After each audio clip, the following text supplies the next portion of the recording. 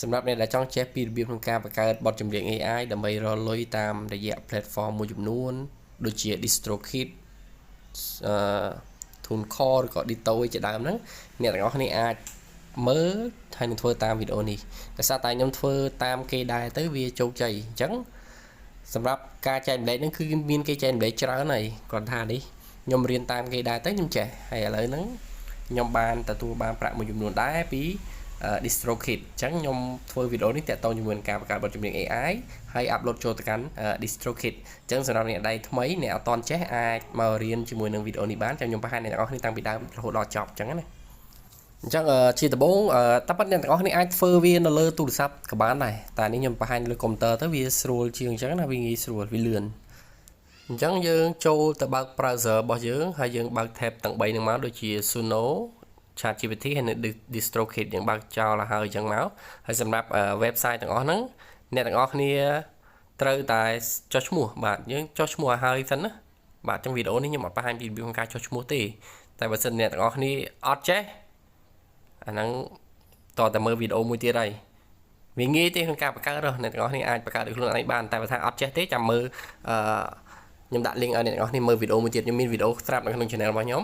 អញ្ចឹងទៅមើលក្នុង description ក៏បានឬក៏នៅក្នុង comment ក៏បានដែរខ្ញុំដាក់ link មួយអ្នកទាំងអស់គ្នាទៅមើលពីរបៀបក្នុងការបង្កើត account ទាំង3ហ្នឹងទៅណាអញ្ចឹងដំបូងអ្នកទាំងអស់គ្នាត្រូវចូលទៅក្នុង website របស់ Suno សិនដើម្បីធ្វើការបង្កើតបទចម្រៀង AI អញ្ចឹងចូលមកកាន់ដំបូងចេះយើងចូល line create បាទចូល line create មកហើយបើសិនអ្នកទាំងអស់គ្នានៅក្នុងចន្លោះ simple យើងបដូរទៅកាន់ advanced វិញបាទ advanced ហើយដែល like នៅក្នុង version នេះគឺខ្ញុំប្រើប្រាស់នៅគម្រោងបងគម្រោងឲ្យ Suno ទៅខ្ញុំបាន version ដល់ 5.5 បែបនេះអញ្ចឹងណាអញ្ចឹងបើសិនអ្នកទាំងអស់គ្នាប្រើ free អញ្ចឹងយើងកន្លែងហ្នឹងគឺយើងអត់មានversion ដល់ 5 ចុចចឹងទេយើងប្រើបានត្រឹមកន្លែងនេះ version មកនេះ version 3.5 ឬក៏ version 4អីចឹងទៅអញ្ចឹងចូលដល់កន្លែងនេះយើងបើកប៉ុណ្្នឹងចោលសិនទៅបានហើយណាយើងបើកប៉ុណ្្នឹងសិនយើងអត់តមាន lyric អត់តមានអត្ថបទបទចម្រៀងច្រៀងមិន style play មិនគឺយើងអត់តមានទេអញ្ចឹងគ្រាន់តែបើកនៅ Suno កន្លែងហ្នឹងចោលមួយសិនទៅបានហើយអញ្ចឹងទី2យើងចូលទៅកាន់ ChatGPT របស់យើងបាទអានេះយើងដាក់ sign in account sign up account របស់យើងចូលមកហើយយើងនៅក្នុង ChatGPT នេះគឺយើងសួរតាក់ទងជាមួយនឹង AI បាទយើងសួរ AI ទៅឲ្យ AI គេអ្នកបង្កើតអត្ថបទបទចម្រៀងឲ្យយើងអញ្ចឹងយើងអាចសរសេរមកនៅក្នុងការប្រព័ន្ធនេះនៅក្នុង ChatGPT គឺអ្នកទាំងអស់នេះអាចប្រើជាអក្សរខ្មែរក៏បានដែរគាត់ថារបៀបដែលខ្ញុំបង្ហាញអ្នកទាំងអស់នេះគឺតាក់ទងជាមួយនឹងការបង្កើតតាក់ទងជាមួយនឹងបទទេអញ្ចឹងខ្ញុំអត់ធ្វើនៅលើបទខ្មែរទេដោយសារតែខ្ញុំអត់សូវចេះស្ដាប់បទខ្មែរព្រោះអីពេលដែលស្ដាប់មកខ្ញុំដឹងថាជា AI ហើយអ្នកខ្លះគេចូលចិត្តគេធ្វើទៅហើយអ្នកខ្លះទៀតមិនចូលចិត្តគឺគេអត់ធ្វើទេអញ្ចឹងសម្រាប់អ្នកដែលចង់ធ្វើជាបែបខ្មែរក៏បានដែរអាចមើលតាមលំនាំវីដេអូដែលខ្ញុំបង្ហាញហ្នឹងទៅហើយយើងអាចទៅធ្វើជាខ្មែរក៏បានដែរគាត់ថាឥឡូវក្នុងវីដេអូនេះគឺខ្ញុំធ្វើជាភាសាបរទេសបាទបរទេសហើយសម្រាប់នៅក្នុងការពិព័រណ៍នៃការរៀបរាប់ឲ្យ AI សរសេរឲ្យយើងនឹងយើងសរសេរបែបណាបាទអ្នកទាំងអស់គ្នាអាចសរសេរជាខ្មែរសិនក៏បានដែរយើងនឹកឃើញមកយើងគិតមកថាឥឡូវក្នុងន័យដែលខ្ញុំកំពុងសរសេរនេះគឺបានន័យថាសូមឲ្យអ្នកបង្កើតបទចម្រៀង original មួយឲ្យខ្ញុំតាក់ទងជាមួយនឹងបែកបាក់ស្នេហាអូខេប្រុសអ្នកច្រៀងប្រភេទប្រុសច្រៀងអញ្ចឹងយើងសរសេរមករៀបរាប់មកផ្សេងទៀតអ្នកទាំងអស់គ្នានឹកឃើញអីយើងសរសេរចូលនៅក្នុងកឡោនហ្នឹងដើម្បីឲ្យវាធ្វើការ generate lyric ឲ្យយើងដើម្បីយកទៅធ្វើនៅលើ Suno អញ្ចឹងអានេះយើងគ្រាន់តែឲ្យគេសរសេរជាបទចម្រៀងឲ្យយើងទេសរសេរអត្ថបទបទចម្រៀងណាមិនមែនចេញជា plain បទចម្រៀងឲ្យយើងទេណាបាទអញ្ចឹងនៅក្នុង ChatGPT គឺយើងធ្វើបែបហ្នឹងអញ្ចឹងនៅក្នុង chat នៅក្នុង script របស់ខ្ញុំដែលកំពុងសរសេរនេះគឺខ្ញុំមានតាំងចំណងជើងហើយមានតាំងឈ្មោះអ្នកចម្រៀងអីចឹងណាតែចាំមើលខ្ញុំបើសិនអ្នកទាំងអស់នេះអត់ចេះសរសេរទេចាំខ្ញុំ pass ខ្ញុំ copy អាហ្នឹងខ្ញុំសរសេរឲ្យអ្នកទាំងអស់គ្នាធ្វើការ copy ហើយយកទៅ pass ហើយយកប្រើប្រាស់ទៅអញ្ចឹងចាំមើលខ្ញុំសរសេរឲ្យអ្នកទាំងអស់គ្នាមើលឥឡូវខ្ញុំសរសេររួចរាល់ហើយអញ្ចឹងកន្លែងហ្នឹងតាក់ទងជាមួយនឹងចំណងជើងបទចម្រៀងអ្នកឈ្មោះអ្នកច្រៀងនិង style ជាពិសេសគឺ style យើងចង់បានបែបចង្វាក់បែបម៉េចអាហ្នឹងបើយើងចេះ play យើងស្គាល់ចង្វាក់ហើយអញ្ចឹងយើងដាក់ចង្វាក់បែបហ្នឹងចូលទៅក្នុង script របស់យើងអញ្ចឹងមកបាទអញ្ចឹងនេះគឺបទចំណងជើងបទចម្រៀង មានទាំងឈ្មោះអ្នកចម្រៀងយើងចេះដាក់ទៅណាបាទកន្លែងហ្នឹងយើងអាចធ្វើចឹងបានអូខេអញ្ចឹងវាបង្កើតបទចម្រៀងឲ្យយើងហើយនេះវាមានប្រភេទ style វាមាន lyric អញ្ចឹងយើង copy ក្នុង column នេះមួយមកអូខេអញ្ចឹងយើងចូលទៅកាន់ Suno របស់យើងវិញដើម្បីធ្វើការ pass lyric ចូលអញ្ចឹងកន្លែង lyric បាទអញ្ចឹងនៅក្នុង Suno មកយើងរៀបចំហើយណាអញ្ចឹងយើងគ្រាន់តែ pass lyric ចូលទៅអូខេអញ្ចឹងរួចរាល់កន្លែងហ្នឹងអញ្ចឹងនៅក្នុង lyric ហ្នឹងគឺវាមានទាំង title បាទចំណងជើងអីហ្នឹងឈ្មោះបទចម្រៀងគឺអ្នកចម្រៀងឯនៅក្នុងហ្នឹងតែបាត់យើងសេតែយកតែ lyric ទៅបានហើយអត្ថបទទៅបានហើយនៅកន្លែងមានផ្កាយហ្នឹងឬក៏វងកញ្ចក់ហ្នឹងអ្នកនេះអាចធ្វើការលុបបានព្រោះកន្លែងហ្នឹងមិនបាច់លុបក៏បានទេដោយសារតែវាអត់ច្រៀងទេដោយសារតែកន្លែងមានផ្កាយមានវងកញ្ចក់គឺវាអត់ច្រៀងឲ្យយើងទេអូខេអញ្ចឹងបន្តមកទៀតយើងធ្វើអីទៀតឥឡូវយើងបានអត្ថបទមួយហើយក៏ប៉ុន្តែយើងខ្វះចង្វាក់ភ្លេងមានតែអ្នកច្រៀងតែយើងខ្វះចង្វាក់ភ្លេងចូលទៅកាន់ chat GPT របស់យើងវិញយើងយកត្រង់កន្លែង style នេះចង្វាក់ភ្លេងដែលយើងបង្កើនបាញ់ហ្នឹងគឺលក្ខណៈ pop rock មាន piano មាន violon អីចឹងណាបាទអញ្ចឹងយើងយកមកផាសនៅកន្លែង style ហ្នឹងបាន style ហើយយើងធ្វើទៀតចុចត្រង់កន្លែង more option នេះអ្នកទាំងអស់គ្នាមើលត្រង់កន្លែងនេះ vocal កន្លែងហ្នឹងគឺសំឡេងប្រុសបើយើងប្រុសយើងយក mall អញ្ចឹងមក male បើស្រីយក female អញ្ចឹងទៅអូខេអានេះខ្ញុំយកប្រុសអូខេអញ្ចឹងប៉ុណ្្នឹងបានហើយកន្លែងហ្នឹងគឺអត់សំខាន់ទេយើងគ្រាន់តែ select ប្រុសស្រីបិទវាវិញទៅកុំឲ្យវាចេញធំពេកអញ្ចឹងដល់កន្លែងចំណងជើងយើងទៅផាសចំណងជើងចូលម្ដងអញ្ចឹងយើង copy ចំណងជើងចេញពី chat GPT យកមកផាសត្រង់កន្លែង Suno ត្រង់កន្លែងរូប play ហ្នឹងកន្លែងចំណងជើងរួចរាល់ហើយយើងចុច create ខាងក្រៅនេះមកអញ្ចឹងកំពុងតែ create ហើយគឺវានឹងធ្វើការ generate បទចម្រៀងឲ្យយើងហើយអញ្ចឹងវា generate រាល់ដងគឺតែងតែចេញ2អញ្ចឹងហើយសំឡេងអ្នកច្រៀងខាងលើខាងក្រោមហ្នឹងគឺដូចគ្នាទេតែសាច់ភ្លេងខុសគ្នាអូខេអញ្ចឹងឥឡូវវាចេញរូប play បែបនេះគឺអ្នកនេះអាចចុចស្ដាប់បាន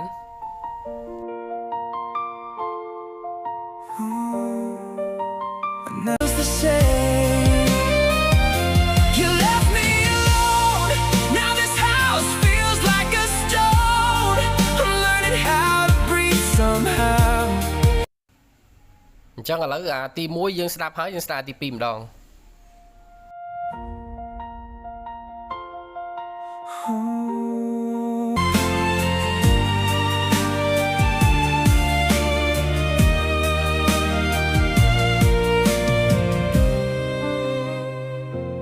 Pictures on the walls are fading slow. Your favorite flowers never seem to grow. Every corner whispers your name tonight, but you're not here to hold me tight. អូខេឥឡូវខ្ញុំ play តែប៉ុណ្្នឹងអ្នកនេះស្ដាប់បានហើយឥឡូវទទួលយកបានអត់ព្រោះឬមិនព្រោះយើងអាចធ្វើការ download បានអញ្ចឹងពេលដែលវាវល់ចប់អ្នកទាំងអស់នេះអាចធ្វើការdownload បានឧទាហរណ៍ថាបទទាំងចម្រៀងទាំងពីរហ្នឹងយើងឆ្លាញ់មួយណាយើង download យកមួយហ្នឹងមកហើយតាក់ទងជាមួយនឹងបទចម្រៀងបើអ្នកទាំងអស់គ្នាអត់បងជាមួយនឹង Suno ទេអ្នកទាំងអស់គ្នាបានត្រឹម MP3 ទេតែបើសិនជាយើងបានបងកម្រងជាមួយនឹង Suno ហើយគឺយើងអាចទទួលបាន file wave បានយើងអាច download បានឥឡូវយើង download វាទុកនៅក្នុងកុំព្យូទ័ររបស់យើងទៅអូខេឥឡូវហ្នឹងពេលដែល download ចប់យើងនឹងទទួលបាននៅ file បទចម្រៀងមួយជា file wave ដែលអាច upload ចូលទៅក្នុង DistroKid បានអញ្ចឹងបើ MP3 អត់កើតទេណាបញ្ជាក់ឡើងហ្នឹងតិចអញ្ចឹង download ចប់យើងទៅរកឡើងណាបាទជាទូទៅពេលដែលយើង download រួច file ហ្នឹងគឺវាចូលឡើងនេះ PC របស់យើងមើលឡើង download ទៅឃើញហើយនេះអានេះហើយគឺជាfile ចម្រៀងរបស់យើងបាទអូខេឥឡូវយើងធ្វើអីទៀតបាទយើងបានបទចម្រៀងមួយហើយយើងទៅបង្កើតនៅរូបភាពសិនការរូបភាពសិនមុននឹងចូលទៅកាន់ការ upload ទៅក្នុង DistroKid ហើយការបង្កើតរូបភាពយើងសរសេរបែបណាអ្នកទាំងអស់នេះសម័យជាភាសាខ្មែរសិនយើងក្នុងកន្លងហ្នឹងយើងដាក់មកសូមឲ្យអ្នកបង្កើតបទចម្រៀងមួយដែលមានមនុស្សប្រុសអង្គុយផ្អែកខ្នងទៅនឹងជញ្ជាំងអោបក្បាលជង្គង់អង្គុយសេតម្នាក់ឯងអញ្ចឹងទៅប៉ុន្តែខ្ញុំមាន script ស្រាប់ហើយអញ្ចឹងអ្នកទាំងអស់នេះអាចសរសេរបែបហ្នឹងក៏បានឬក៏អ្នកទាំងអស់នេះអាចយកtext របស់ខ្ញុំទៅប្រើប្រាស់ក៏បានដែរចាំមើលពេលដែលយើងបង្កើតតាម text ខ្ញុំទៅវាចេញរូបភាពបែបណាឥឡូវខ្ញុំសរសេរហើយខ្ញុំចុចឲ្យវា generate ចាំមើលរូបភាពចេញមិនអូខេឥឡូវរូបភាពបែបនេះ ប៉ុន្តែតម្រង់របស់វាគឺអត់ត្រូវជាមួយនឹង standard DistroKit ទេអ្នកទាំងអស់គ្នាគួរតែបង្កើតវាទៅជា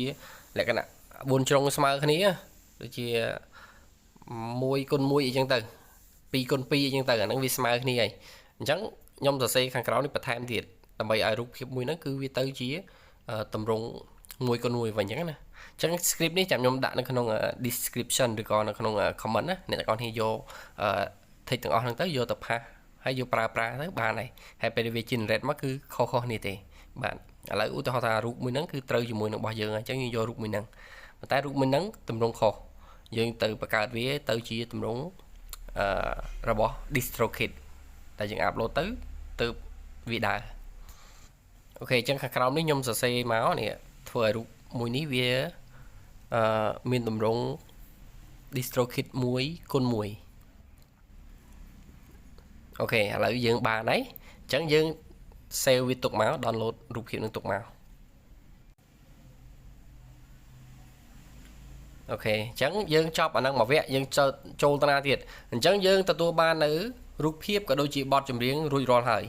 ឥឡូវយើងបានពីរហ្នឹងហើយអញ្ចឹងពេលដែលយើងបានទាំងបទចម្រៀងបានទាំងរូបភាពបែបនេះគឺយើងអាចចូលទៅ upload ទៅក្នុង DistroKit បានហើយឥឡូវយើងចេញពីកន្លែងហ្នឹងទៅយើងចូលទៅក្នុង DistroKit របស់យើងម្ដងអញ្ចឹងនៅក្នុង DistroKit sign up account ចូលឲ្យហើយសិនណាហើយបើសិនជាអត់ចេះអត់មានអត់ដឹងថាត្រូវធ្វើម៉េចចាំមើលវីដេអូដែលខ្ញុំដាក់ link ខាងក្រោមហ្នឹងទៅនៅក្នុង description ឬនៅក្នុង comment ខ្ញុំបង្ហាញអ្នកនរនេះពីរបៀបក្នុងការបង្កើត account DistroKit មានតែបង្កើតចំណាយតិចទៀតអាចចំណាយតែ 50% អញ្ចឹងអ្នកទាំងអស់នេះមិនបាច់ចំណាយច្រើនទេចំណាយតែបន្តិចទេអ្នកទាំងអស់នេះអាចទៅទិញកម្រង subscribe នៅក្នុង DistroKit បានដោយមិនអស់លុយច្រើនដូចថាយើងចំណាយ$40អញ្ចឹងតែអា link ដែលខ្ញុំដាក់ទៅហ្នឹងគឺចំណាយតែ 50% ទេហើយអត់មានបញ្ហាអីទេកុំបារម្ភអីព្រោះ link ហ្នឹងគឺខ្ញុំយកចេញពី DistroKit ដូចគ្នា link ដែល DistroKit គេឲ្យខ្ញុំមកអញ្ចឹងណាតោះឥឡូវយើងចូលដល់វគ្គ upload បទចម្រៀងអញ្ចឹងយើងចូលទៅកន្លែង My Music បានចេញមកតម្រង់បែបនេះអូខេអញ្ចឹងយើង tick បើកក្នុងប្រអប់នេះមួយហើយយើង clone 4ប្រអប់នេះយើងបើកអស់ដែរដើម្បីធ្វើការបើកstore ទាំងពីរនេះទៀតដោយសារតែវាអត់គ្រាយើងទេអញ្ចឹង store ទាំងអស់ហ្នឹងគឺវាមានច្រើនតម្រង់បែបនេះអ្នកទាំងអស់គ្នាអាចជ្រើសរើសយកទាំងអស់អញ្ចឹងក៏បានតែសម្រាប់ខ្ញុំយកតែ store មួយចំនួនទេដើម្បីពេលខ្ញុំ upload វីដេអូ upload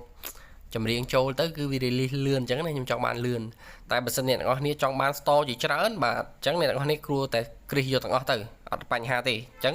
អ្នកទាំងអស់គ្នាដៃថ្មីអញ្ចឹងគឺគួរតែគ្រីសយកអាទាំងអស់ហ្នឹងទៅណាអូខេ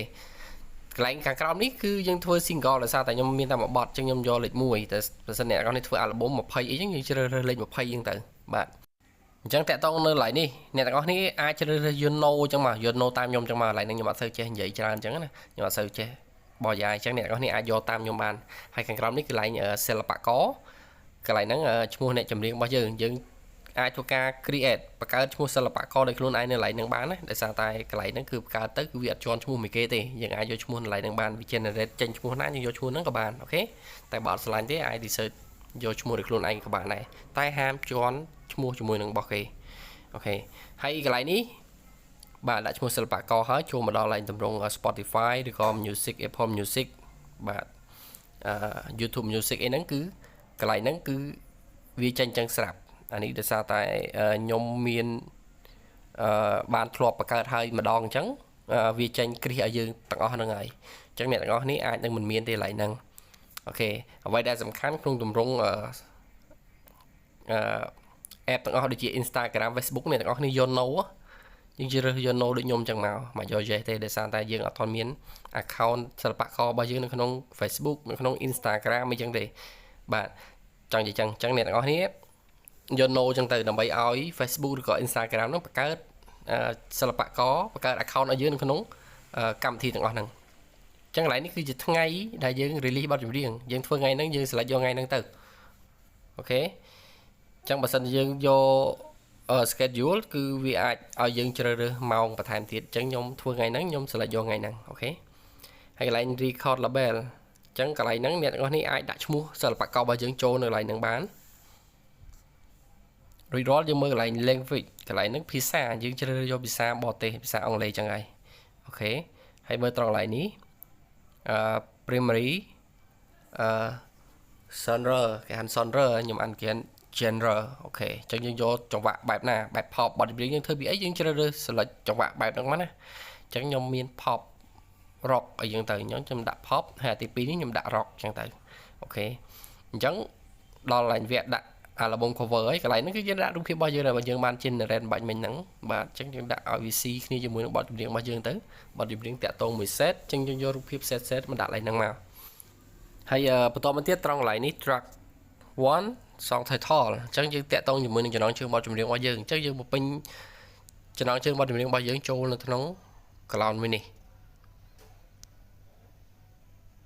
អូខេរីករាល់ហើយយើងចុះអូសវាមកខាងក្រោមមកចឹងកន្លែងនេះកន្លែង no នេះអាហ្នឹងតាក់ទងជាមួយនឹងបទចម្រៀងហ្នឹងតើយើងមានបានលេីឡំមិនជាមួយនឹងសំឡេងភ្លេងក្រៅពីតារាចម្រៀងរបស់យើងនឹងអត់អញ្ចឹងយើងដាក់មកថាយើងដាក់ no ដោយសារតែយើងអត់មានធ្វើការលេីឡំជាមួយនឹងអ្នកដតីទេអញ្ចឹងណាអត់ញញជាមួយអ្នកដតីទេគឺយើងធ្វើដោយខ្លួនឯងតែម្ដងគឺត្រង់កន្លែងនេះអញ្ចឹងយើងយក no កន្លែងហ្នឹងអញ្ចឹង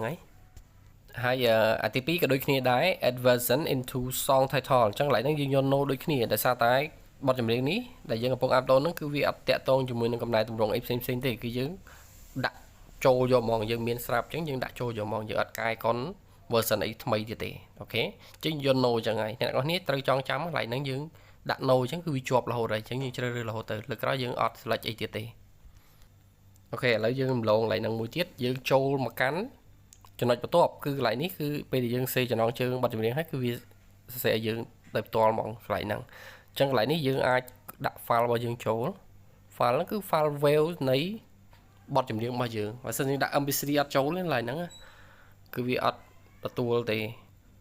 ពេលដែលយើង upload file ជា MP3 វាមិនអត់ទទួលទេដោយសារតែពេលដែលយើង release ទៅវាអត់ release បទចម្រៀងឲ្យយើងជួនកាលវាអាច reject ទៀតអញ្ចឹងកន្លែងហ្នឹងគឺចំណុចសំខាន់អ្នកទាំងអស់គ្នាត្រូវតែបង្កើតជា file wave ឲ្យបទចម្រៀងរបស់យើងហើយបន្តមកទៀតខាងក្រោមនេះអ្នកទាំងអស់គ្នាមើលកន្លែង add អីគេ dual by ហ្នឹងគឺកន្លែងហ្នឹងអ្នកទាំងអស់គ្នាយក no ដូចខ្ញុំចឹងដែរយើងយក no រហូតចឹងមក no ហើយខាងក្រោមនេះតកតងជាមួយនឹងការសរសេរបទចម្រៀងហ្នឹងគឺយើងអ្នកសរសេរខ្លួនឯងជា original របស់យើងអញ្ចឹងយើងយកត្រង់កន្លែង I wrote this song អូខេយើង select កន្លែងហ្នឹងអញ្ចឹងចាំកន្លែងហ្នឹងមួយទៀតយើងយកចំណុចចឹងដូចខ្ញុំចឹងមកហើយយើងយកចឹងរហូតកន្លែងនេះ music and lyric ជ្រើសរើសកន្លែងហ្នឹងមកហើយខាងក្រោមនេះយើងវាយឈ្មោះនៅសិល្បៈរបស់យើងចូលមកកន្លែងហ្នឹងអ្នកនរគ្នាអាចដាក់ឈ្មោះខ្លួនឯងក៏បានដែរបាទលើកមុនខ្ញុំធ្លាប់ដាក់ឈ្មោះរបស់ខ្ញុំដែរតែឈ្មោះរបស់ខ្ញុំឈ្មោះដូចខ្មែរអញ្ចឹងខ្ញុំឥឡូវខ្ញុំធ្វើបទក្រោយៗគឺខ្ញុំដាក់ឈ្មោះសិល្បករសុទ្ធតែម្ដងទៅកន្លែងហ្នឹងអូខេអាកដាលហ្នឹងយើងអាចម្លងបានហើយឈ្មោះកដាលអូខេកន្លែងនេះយើងយក no អូខេអូ no ច្រើនអានេះ instrumental this song content lyric អញ្ចឹងបានន័យថាកន្លែងនេះគឺយើងយកត្រង់កន្លែងហ្នឹងមកដោយសារបទចម្រៀងរបស់យើងធ្វើមានអត្ថបទអញ្ចឹងយកកន្លែងហ្នឹងហើយក្រោមនេះ no អូខេយកដូចខ្ញុំអញ្ចឹងមកកន្លែងនេះយើងអាចដាក់តម្លៃបានបទចម្រៀងយើងមកបទហ្នឹងយើងស៊ីថ្លៃទីទៅអូខេកន្លែងនេះយើងកន្លែងសំខាន់ចុចបូកកន្លែងហ្នឹងមួយមកហើយកន្លែងនេះperformer អូខេកន្លែងហ្នឹងអ្នកទាំងអស់គ្នាត្រូវជ្រើសរើសយកកន្លែង background vocal បាទយកកន្លែងហ្នឹងហើយយើងយកឈ្មោះសិល្បកររបស់យើងនៅបំពេញនៅក្នុងប្រអប់ខាងក្រោមហ្នឹងអូខេដាក់ឈ្មោះសិល្បកររបស់យើងចូលកន្លែងហ្នឹងមកអូខេបន្តមកទៀតខាងក្រោមនេះ producer អ្នកទាំងអស់គ្នាជ្រើសរើសយកត្រង់កន្លែង producer ហើយយើងខាងក្រោមហ្នឹងគឺយើងដាក់ឈ្មោះបាទឈ្មោះ producer របស់យើងក៏ឈ្មោះសិល្បករហ្នឹងដែរអញ្ចឹងយើងដាក់ឈ្មោះសិល្បករយើងទាំងអស់តែម្ដងទៅបាទកុំឲ្យញញតែអត់បញ្ហាអីទេអូខេបន្តមកទៀតអូវាទៅក្រោមកន្លែងនេះគឺយើងអត់បើក pop ទេដោយសារតែវាមានតាក់ទងមួយលុយបាទយើងភ្ជាប់កម្រងវាបន្ថែមទៀតចឹងយើងអស់លុយទៀតហើយអញ្ចឹងយើងកុំមើលកន្លែងហ្នឹងដៃថ្មីដូចយើងអញ្ចឹងយើងកុំមើលកន្លែងអស់លុយយើងមកគ្រីសប្រអប់នេះវិញកន្លែងហ្នឹងបើអត់គ្រីសទេអត់ទៅមុខទេបាទអញ្ចឹងយើងបើកប្រអប់អញ្ចឹងមកបានគ្រប់5ប្រអប់អញ្ចឹងហ្នឹងហើយអូខេអញ្ចឹងយើងមើលទម្រង់នៃបទចម្រៀងពេលយើង release ទៅវាមិនមើលចំណងជើងមើលឈ្មោះអត្ថិរបស់យើង record label ឈ្មោះអីហ្នឹងត្រឹមត្រូវអស់នៅមានខុសមានខ្វះសអីអត់ពិនិត្យមើលរួចរាល់អូខេចឹងយើងអាច continue ខាងក្រោមនេះបានហើយបានន័យថាយើងធ្វើការ upload ចូលទៅក្នុង DistroKid បានហើយ តែមុននឹង continue អ្នកទាំងអស់គ្នាត្រូវមើលខាងក្រោយសិនដើម្បីពិនិត្យមើលម្ដងហើយម្ដងទៀតថាតើយើងមានចំណុចកន្លែងណាខ្វះខាតខុសត្រង់កន្លែងណាអីអត់អញ្ចឹងបើត្រឹមត្រូវអូខេអស់ហើយយើងអាចធ្វើការ continue upload ចូលទៅក្នុង DistroKid បានហើយយើងចុចមក click មកនៅក្នុងកន្លែងត្រង់កន្លែង continue នេះមកអញ្ចឹងវានឹងធ្វើការ upload សិនបាទ upload ទៅបើសិនជាអត់មានបញ្ហាអីទេកន្លែងហ្នឹងគឺវានឹងដើររហូតដល់ចប់ 100% តែម្ដងអញ្ចឹងកន្លែងហ្នឹងអ្នកទាំងអស់គ្នារងចាំបន្តិចសិនណាអានេះខ្ញុំដាក់គុណអញ្ចឹងឲ្យវាលឿនបន្តិចអញ្ចឹងពេលដែលចូលដល់ចំណុចនេះគឺត្រង់កន្លែង enhance អញ្ចឹងហើយយើង select យកត្រង់កន្លែងនេះ use my original អញ្ចឹងយើងអត់ចំណាយលុយទេបើយើងគ្រាក្រោមនេះវាកែបទចម្រៀងឲ្យយើងស្អាតព្រោះជាងមុនប៉ុន្តែយើងចំណាយលុយអញ្ចឹងយើងដៃថ្មីយើងអត់ជ្រិះយកអាហ្នឹងទេយើងយកត្រង់កន្លែង free អត់អស់លុយកន្លែង$0ហ្នឹងហើយយើងចុច continue តែម្ដងទៅអញ្ចឹងយើងចាំបន្តិចទៀតអូខេចាញ់បែបនេះបានន័យថាបទចម្រៀងរបស់យើងកំពុងតែដំណើរការចូលទៅក្នុង DistroKid ហើយអញ្ចឹងចាំមើល DistroKid វាអូខេអីអត់បាទអញ្ចឹងតែប៉ុណ្្នឹងបានហើយរួចរាល់ហើយបទចម្រៀងរបស់យើងគឺកំពុងតែ upload ទៅហើយបាទអញ្ចឹងមុននឹងធ្វើការឲ្យវា release ចែកចាយទៅកាន់ store មួយចំនួនបាទអញ្ចឹងអ្នកទាំងអស់គ្នាកុំភ្លេចមើលឡើងនេះចាញ់លឿងអញ្ចឹងយើងអត់វាអត់ទាន់ចូល store ទេអញ្ចឹងយើងចុចនៅលើបទចម្រៀងយើងកំពុងតែ upload នឹងទៅដើម្បីធ្វើការ add lyric ចូលកន្លែងហ្នឹងត្រូវដាក់ lyric ចូលឲ្យគេផងណាបានវា standard អញ្ចឹងតែអ្នកទាំងគ្នាគិតថាច្រើនពេកបើយើងធ្វើច្រើនទៅបើយើងខ្ជិលអាចរំលងឡើង add lyric នឹងបានអូខេឥឡូវខ្ញុំធ្វើមួយបទអញ្ចឹងខ្ញុំដាក់ lyric ចូលទៅយើងចូលទៅកាន់ Suno របស់យើងវិញដោយសារតែនៅក្នុងការបង្កើតបទចម្រៀងរបស់យើងគឺយើងធ្វើនៅក្នុង Suno អញ្ចឹងវាមានបទចម្រៀង lyric នៅក្នុងនឹងស្រាប់ចឹងយើង copy អត្ថបទបទចម្រៀងនឹងមកដើម្បីទៅផាសចូលនៅក្នុងប្រអប់នេះនៅក្នុង DistroKid អញ្ចឹងតាក់ទងជាមួយនឹងការដាក់ lyric យើងមិនមែនចេះដាក់ទេណាបើដាក់ខុសក៏វាអត់ឲ្យយើងដែរអញ្ចឹងយើងត្រូវធ្វើការលុបនេះចោលទៅយើងយកតែសំឡេងកន្លែងច្រៀងទៅបានហើយសំបីតានេះ verse 1 ហ្នឹងក៏យើងលុបចោលដែរបាទកន្លែងប្រឡោះចេះយើងទាញវាចូលមកអ្វីដែលសំខាន់យើងលុបកន្លែងនេះកន្លែងតង់កន្លែងអីចឹងណាកន្លែង intro outro ហ្នឹងយើងលុបចោលទៅបាទយើងទុកតែកន្លែងច្រៀងទៅបានហើយកន្លែងហ្នឹង